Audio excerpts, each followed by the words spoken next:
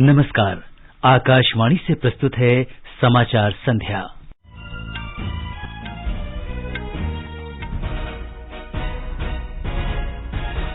प्रधानमंत्री नरेंद्र मोदी कल वर्चुअल माध्यम से मध्य प्रदेश में स्वामित्व योजना के लाभार्थियों को भूमि अधिकार के कागजात वितरित करेंगे।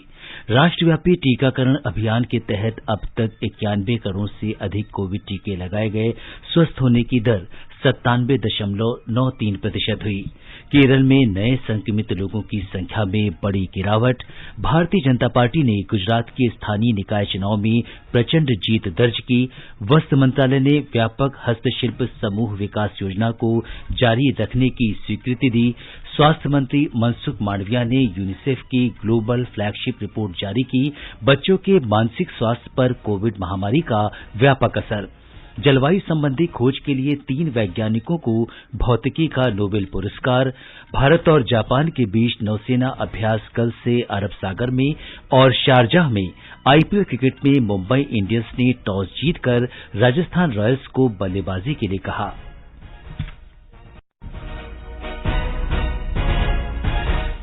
समाचार संध्या में अतहर सईद के साथ मैं सिद्धार्थ सिंह।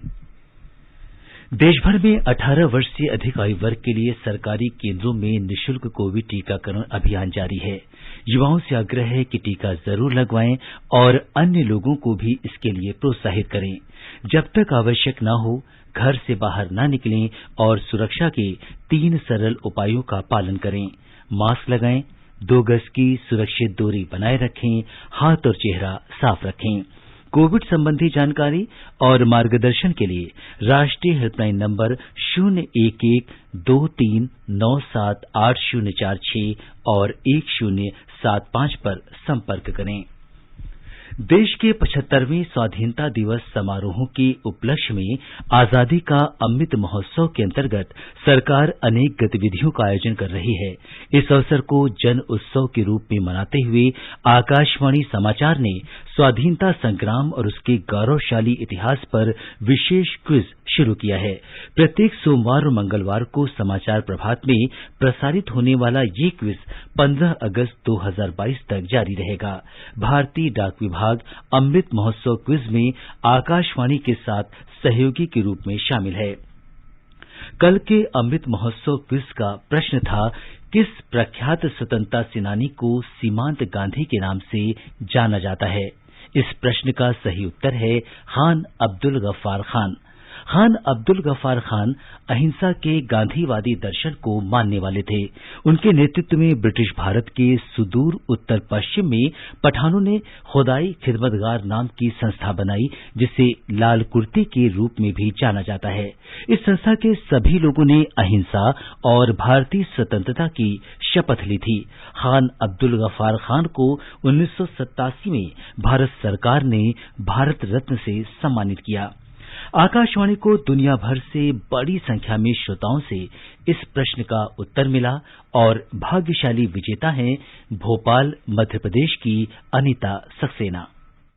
मेरा नाम अनीता सक्सेना है। मैं मध्य प्रदेश की ओर से अमृत महोत्सव क्विज की विजेता बनने पर आकाशवाणी समाचार का शुक्रिया अदा करती हूँ। मेरे पिताजी श्री कामता प्रसाद सक्सेना जी भी आजादी की लड़ाई में सहभागी रहे थे और उन्होंने 6 महीने जेल में बिताए थे। देश की आजादी की लड़ाई में मध्य प्रदेश का बहुत बड़ा योगदान रहा है। चंद्रशेखर आजाद, तात्या टोपे, महारानी लक्ष्मीबाई, रानी अवंतीबाई, टंटिया भील और झलकारी बाई जैसे अनेक नाम हैं जिन्होंने इस लड़ाई में बढ़ चढ़कर हिस्सा लिया। मैं समस्त देशवासियों को अमृत महोत्सव की हार्दिक बधाई और शुभकामनाएं देती हूँ। अब आते हैं आज के प्रश्न पर, जो कि अमृत महोत्सव क्विज का 16वां प्रश्न है। आज का प्रश्न है, भारत का कौन सा शहर ब्रिटिश राज में ग्रीष्मकालीन राजधानी के रूप में काम करता था और उसे पहाड़ों की रानी कहा जाता था? प्रश्न एक बार फिर सुन लें। भारत का कौन सा शहर ब्रिटिश राज में ग्रीष्मकालीन राजधानी के रूप में काम करता था और उसे पहाड़ों की रानी कहा जाता था? श्रोता अपने उत्तर व्हाट्सएप नंबर 8826546262 पर भेजें। नंबर एक बार फिर सुन लें, 8826546262। श्रोता अपने उत्तर ईमेल आईडी amritmahotsav prasarbharati.gov.in पर भेज सकते हैं। अब समाचार विस्तार से। प्रधानमंत्री नरेंद्र मोदी कल दिन में 12:30 बजे वर्चुअल माध्यम से मध्य प्रदेश में स्वामित्व योजना के लाभार्थियों से बातचीत करेंगे। स्वामित्व पंचायती राज मंत्रालय के अंतर्गत केंद्रीय क्षेत्र की योजना है। इसका उद्देश्य ग्रामीण क्षेत्र के लोगों को संपत्ति का अधिकार देना है। ये योजना शहरी क्षेत्रों की तरह ग्रामीण लोगों को ऋण लेने और अन्य वित्तीय लाभ के लिए संपत्ति का उपयोग करने का मार्ग प्रशस्त करेगी। इस योजना का उद्देश्य अत्याधुनिक ड्रोन तकनीक से सर्वेक्षण के माध्यम से ग्रामीण क्षेत्रों में आवासीय भूमि का सीमांकन करना है। इसने देश में ड्रोन विनिर्माण को भी प्रोत्साहन दिया है। प्रधानमंत्री इस अवसर पर स्वामित्व योजना के 1,71,000 लाभार्थियों को भूमि के ई संपत्ति कार्ड वितरित करेंगे। हमारे संवाददाता ने बताया है कि राज्य स्तरीय समारोह हरदा में आयोजित किया जाएगा।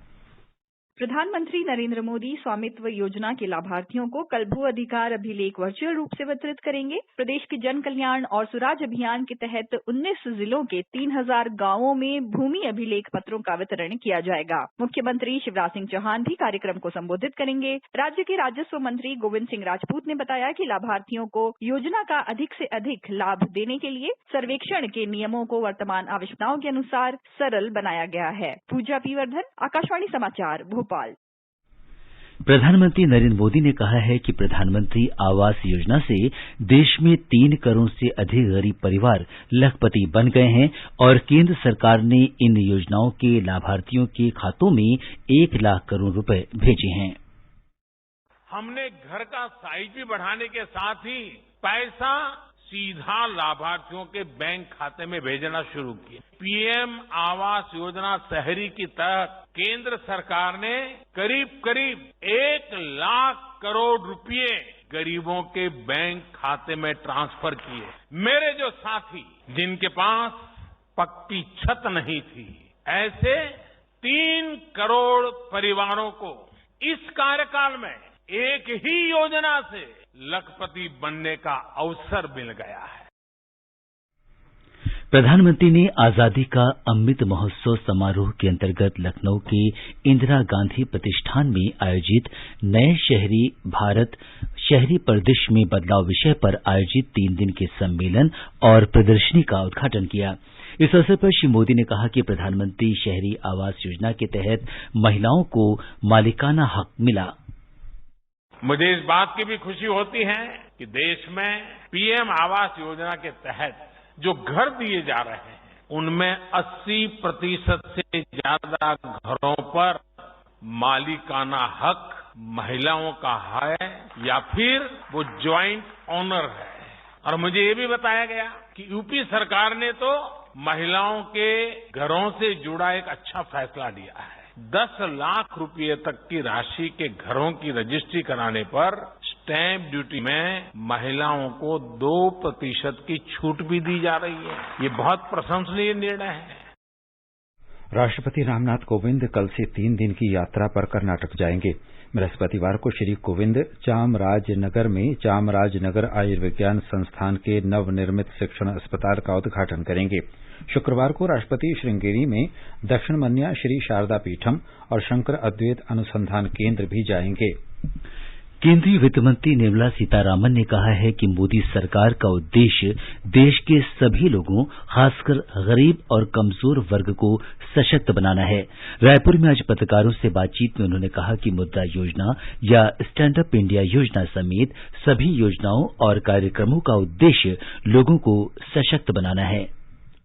प्रधानमंत्री मोदी जी के प्रायोरिटी रहा कि इस देश का डेवलपमेंटल एजेंडा जल्दी आगे बढ़े, क्योंकि हमारा बिलीफ है सबका साथ, सबका विकास, सबका विश्वास और सबका प्रयास भी होने में ही ये देश आगे बढ़ पाएगा। तो इस गाइडिंग प्रिंसिपल के साथ जब हम आगे बढ़ रहे हैं, डेवलपमेंट हर जगह पहुंचेगा और उस पहुंचने के कारण सबको उनके अपने अपने आर्थिक व्यवस्था में सुधार होगा। So it is a principal which is based on empowering people. Rajpur की 1 दिन की यात्रा के दौरान श्रीमती सीतारामन सेवा और समर्पण कार्यक्रम के तहत विभिन्न कार्यक्रमों में शामिल हुईं। उपराष्ट्रपति वेंकैया नायडू ने कहा है कि पूर्वोत्तर समेत पूरे देश के विकास के लिए शांति अनिवार्य आवश्यकता है। उन्होंने कहा कि हालांकि शांति बहाल करने के लिए बातचीत जारी रहती है, लेकिन देश की एकता और अखंडता को लेकर कोई समझौता नहीं किया जा सकता। आज इम्फाल में एक प्रयोगशाला का उद्घाटन करने के बाद उन्होंने कहा कि विकास में कोई रुकावट ठीक नहीं है और देश की प्रगति के लिए शांतिपूर्ण माहौल बहाल किया जाना चाहिए। I would like to call upon the people, promote peace. Peace is the prerequisite for progress. We must restore peace. Dialogue is required. But at the same time, there is no compromise on unity and integrity of India. Irrespective of caste, creed, sex, religion and region, India is one. Atak se lekar Katak tak, Kanyakumari se lekar Kashmir tak. We are all one. We are Indians. That feeling has to be there. We should feel proud that we are Bharatiyas. उपराष्ट्रपति ने कहा कि पूर्वोत्तर के विकास के बिना देश का विकास अधूरा है। उन्होंने पूर्वोत्तर को भारत का अभिन्न अंग बताया। अंत्योदय अंतिम पंक्ति में जो बैठे उनका उत्थान पहले होना चाहिए, ये महात्मा गांधी जी का आकांक्षा। इसी को ध्यान में रख के केंद्र सरकार देश में कोने कोने में अलग अलग इलाके में जो हो रहे विकास, उसका तेजी से आगे बढ़ाने का प्रयास कर रही। Focus on north east, focus on Jammu and Kashmir. Jammu Kashmir is an integral part of India. It's a beautiful state. उपराष्ट्रपति आज गुवाहाटी से इम्फाल पहुंचे। वे कल त्रिपुरा के लिए रवाना होंगे। ये समाचार हमारी वेबसाइट newzoneir.com/hindi और हमारे mobile app news on EIR पर भी उपलब्ध हैं। चलो मिलकर एक शुरुआत करें, चलो एक फैसला आज करें, मास्क नहीं तो टोकेंगे, कोरोना को रोकेंगे। चलो एक इरादा करते हैं, चलो कुछ वादा करते हैं, मास्क नहीं तो टोकेंगे, कोरोना को रोकेंगे। समाचार संध्या में आपका फिर स्वागत है। राष्ट्रव्यापी कोविड टीकाकरण अभियान के अंतर्गत 91 करोड़ 54 लाख से अधिक टीके लगाए गए हैं। स्वास्थ्य मंत्रालय ने बताया कि कल 18,346 लोगों में संक्रमण की पुष्टि हुई। इस समय 2,52,902 कोविड रोगियों का इलाज चल रहा है। स्वस्थ होने की दर 97.93% है। कल 29,639 से अधिक रोगी संक्रमण मुक्त हुए। अब तक 3 करोड़ 31 लाख 50 हजार से अधिक मरीज स्वस्थ हो चुके हैं। अब 57 करोड़ 53 लाख से अधिक कोविड जांच की जा चुकी है। केरल में कोविड संक्रमण के मामलों में बड़ी गिरावट आई है। आज 9,735 कोरोना संक्रमण मामलों की पुष्टि हुई। पिछले 24 घंटों में कुल 93,202 नमूनों की जांच की गई। इस समय संक्रमण की जांच दर 10.44% है। आकाशवाणी के समाचार सेवा प्रभाग से लाइव फोन इन कार्यक्रम के अंतर्गत कोरोना जागरूकता श्रृंखला में आज हमारे साथ लेडी हार्डिंग मेडिकल कॉलेज में मेडिसिन के प्रोफेसर डॉक्टर घनश्याम पांगती होंगे, जो कोरोना संक्रमण से संबंधित प्रश्नों के उत्तर देंगे। ये कार्यक्रम आज रात 9:30 बजे से FM गोल्ड चैनल और अतिरिक्त मीटरों पर सुना जा सकता है। प्रधानमंत्री नरेंद्र मोदी ने कहा है कि गुजरात और गांधीनगर नगर निगम स्थानीय निकाय चुनाव के परिणाम गुजरात के लोगों और भाजपा के बीच गहरे संबंधों को दर्शाता है। श्री मोदी ने पार्टी के प्रति विश्वास रखने के लिए लोगों का आभार व्यक्त किया। गुजरात में सत्तारूढ़ भारतीय जनता पार्टी ने स्थानीय निकाय चुनाव में बड़ी जीत दर्ज की है।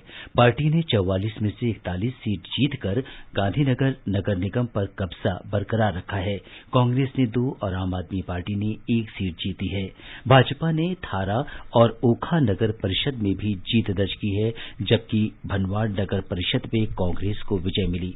जिला परिषद की 8 सीटों के लिए उपचुनाव में भाजपा ने 5 और कांग्रेस ने 3 सीटें जीती हैं। आगे बढ़ने से पहले मुख्य समाचारों पर एक नजर।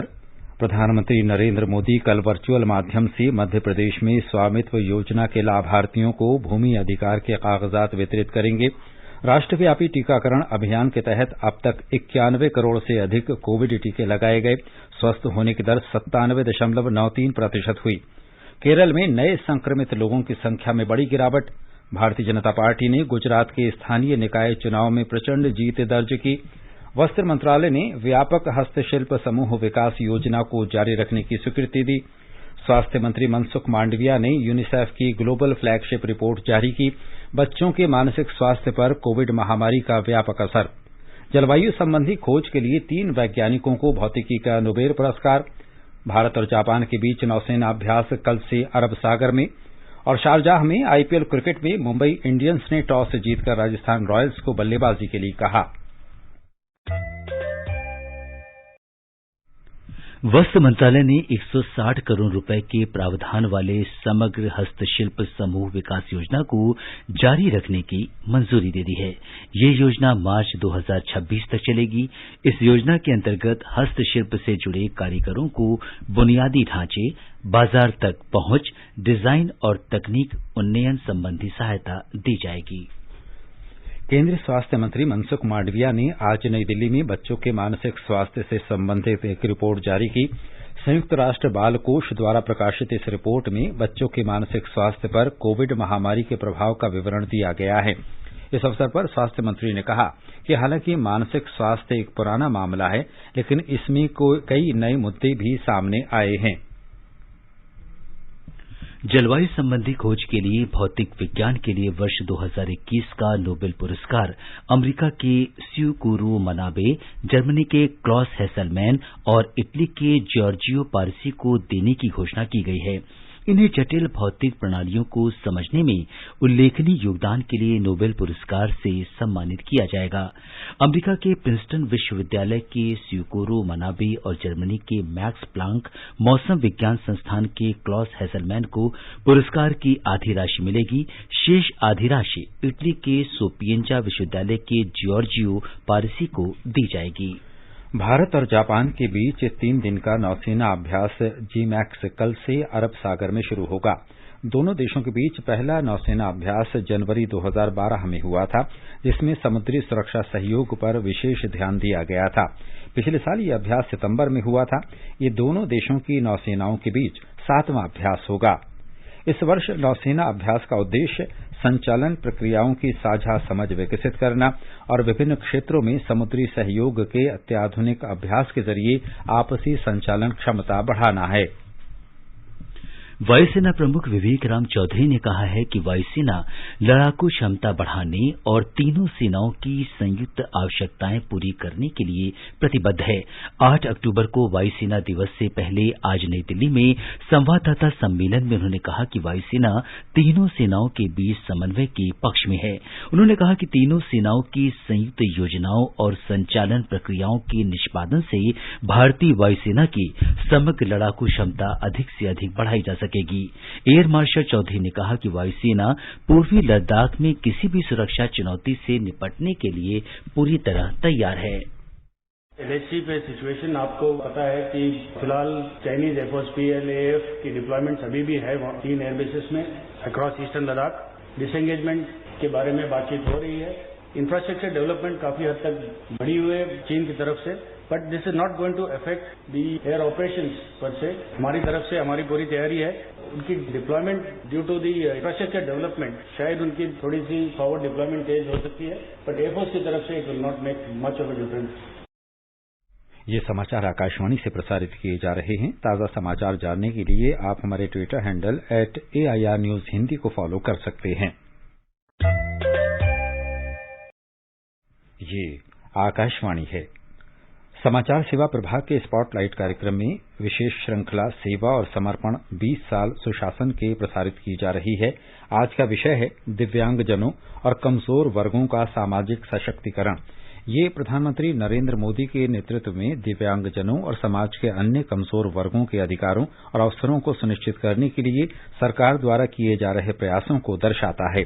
ये विशेष कार्यक्रम आज रात 9:15 बजे FM गोल्ड और अतिरिक्त मीटरों पर सुना जा सकता है। ये कार्यक्रम हमारी वेबसाइट newsonair.gov.in और YouTube channel news on AIR official पर भी उपलब्ध रहेगा। आजादी के अमृत महोत्सव के अंतर्गत आकाशवाणी समाचार स्वतंत्रता आंदोलन से जुड़े ऐतिहासिक स्थलों पर आधारित 75 कड़ियों का कार्यक्रम निशान प्रसारित कर रहा है। परिक्रमा कार्यक्रम में कल शाम 4:45 पर इसे प्रसारित किया जाएगा।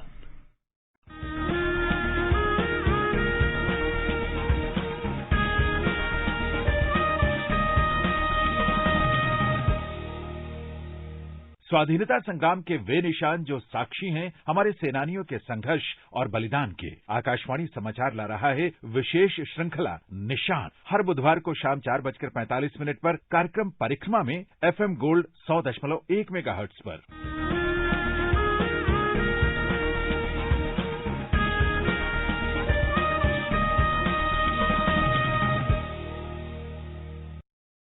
आजादी का अमृत महोत्सव के अंतर्गत आइए अब सुनते हैं आकाशवाणी की विशेष प्रस्तुति आजादी का सफर।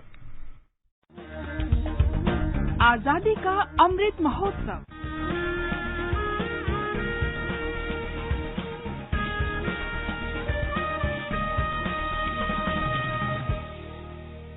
आजादी का सफर आकाशवाणी के साथ एक राष्ट्र का जन्म। भारत का शानदार स्वाधीनता संघर्ष आधुनिक विश्व के महानतम संघर्षों में से एक है। आकाशवाणी आपके लिए रोजाना ला रही है इसी संघर्ष की झलक।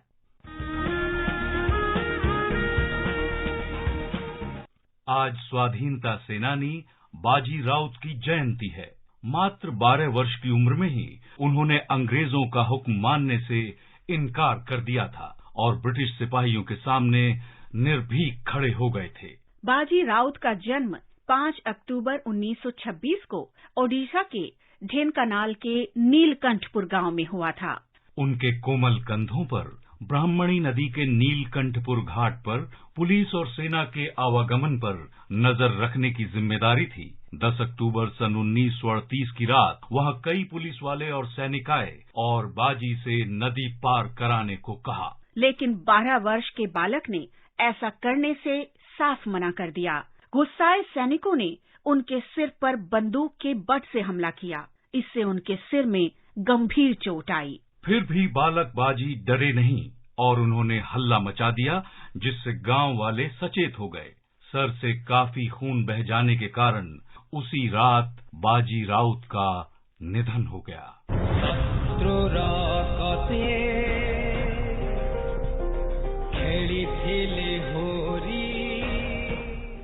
बालक राउत की बहादुरी और देशभक्ति पर प्रसिद्ध उड़िया कवि सच्ची राउत राय ने बोटमैन कविता लिखी।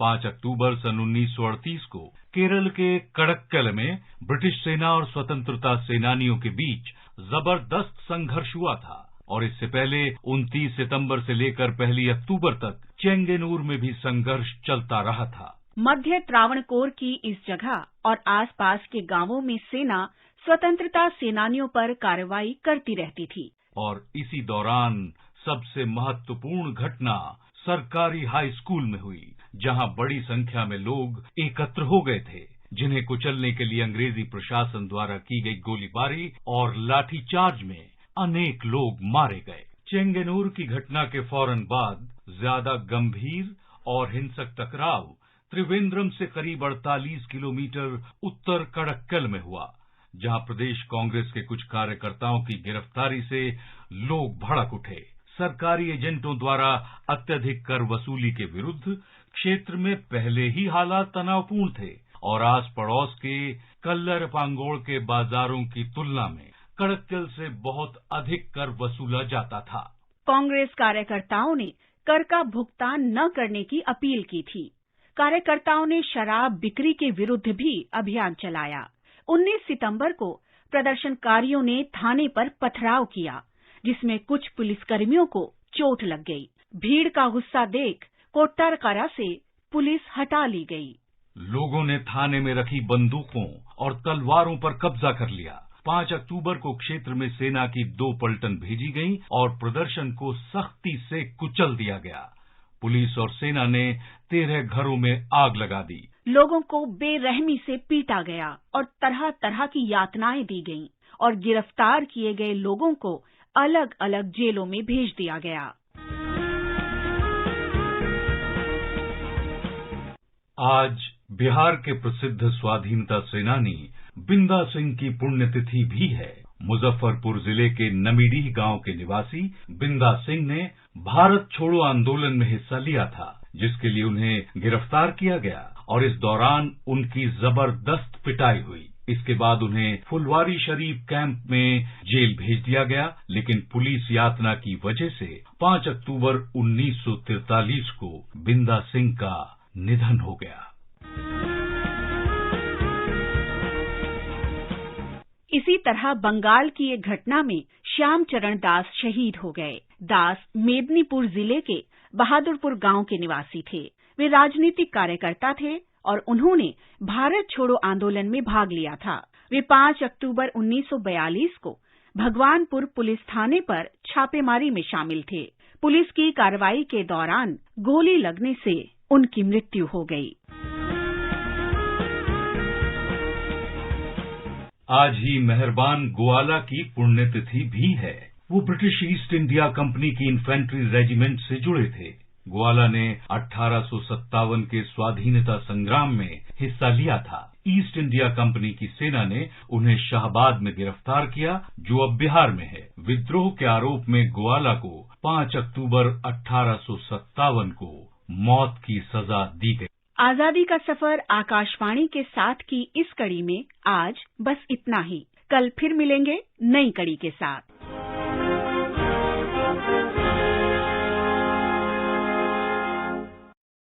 आकाशवाणी समाचार सुनते रहें और आजादी के अमृत महोत्सव में हमारे साथ शामिल रहें।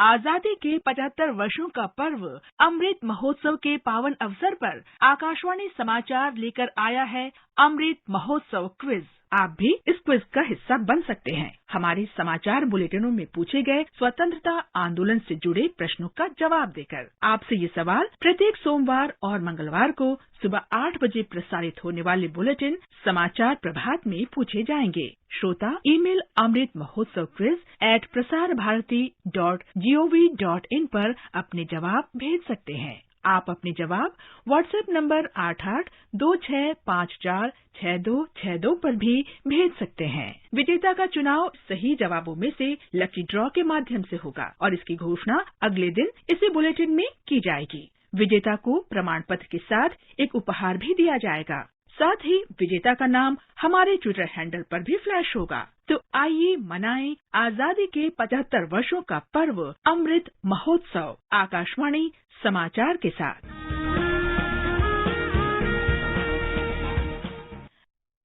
आईपीएल क्रिकेट में शारजाह में राजस्थान रॉयल्स ने मुंबई इंडियंस के साथ ताजा समाचार मिलने तक 8 ओवर में 3 विकेट पर 47 रन बना लिए थे। इससे पहले मुंबई ने टॉस जीतकर गेंदबाजी का फैसला किया। दोनों ही टीमों के 12 मुकाबलों के बाद 10-10 अंक हैं। प्लेऑफ में पहुंचने की अपनी उम्मीदों को बरकरार रखने के लिए दोनों ही टीमों के लिए जीत जरूरी है। पेरू की राजधानी लीमा में आईएसएसएफ जूनियर विश्व निशानेबाजी चैंपियनशिप में ऐश्वर्य प्रताप सिंह तोमर ने पुरुषों की 50 मीटर राइफल 3 पोजीशन के फाइनल में नया विश्व रिकॉर्ड बनाते हुए स्वर्ण पदक जीत लिया है। तोमर ने फाइनल में 463.4 अंक के साथ पहला स्थान हासिल किया। महिला वर्ग में भारत की 14 वर्षीय निशानेबाज नाम्या कपूर ने मनु भाकर को पीछे छोड़कर महिलाओं की 25 मीटर पिस्टल स्पर्धा का स्वर्ण पदक जीता। नाम्या स्वर्ण पदक जीतने वाली भारत की सबसे कम उम्र की निशानेबाज बन गई हैं।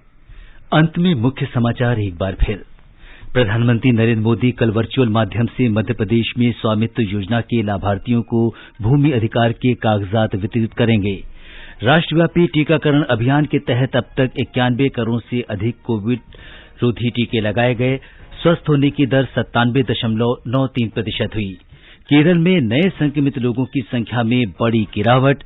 भारतीय जनता पार्टी ने गुजरात के स्थानीय निकाय चुनाव में प्रचंड जीत दर्ज की। वस्त्र मंत्रालय ने व्यापक हस्तशिल्प समूह विकास योजना को जारी रखने की स्वीकृति दी। स्वास्थ्य मंत्री मनसुख मांडविया ने यूनिसेफ की ग्लोबल फ्लैगशिप रिपोर्ट जारी की। बच्चों के मानसिक स्वास्थ्य पर कोविड महामारी का व्यापक असर। जलवायु संबंधी खोज के लिए 3 वैज्ञानिकों को भौतिकी का नोबेल पुरस्कार। भारत और जापान के बीच नौसेना अभ्यास कल से अरब सागर में। और शारजाह में आईपीएल क्रिकेट में मुंबई इंडियंस ने टॉस जीतकर राजस्थान रॉयल्स को बल्लेबाजी के लिए कहा। इसके साथ ही समाचार संध्या का ये अंक समाप्त हुआ। नमस्कार।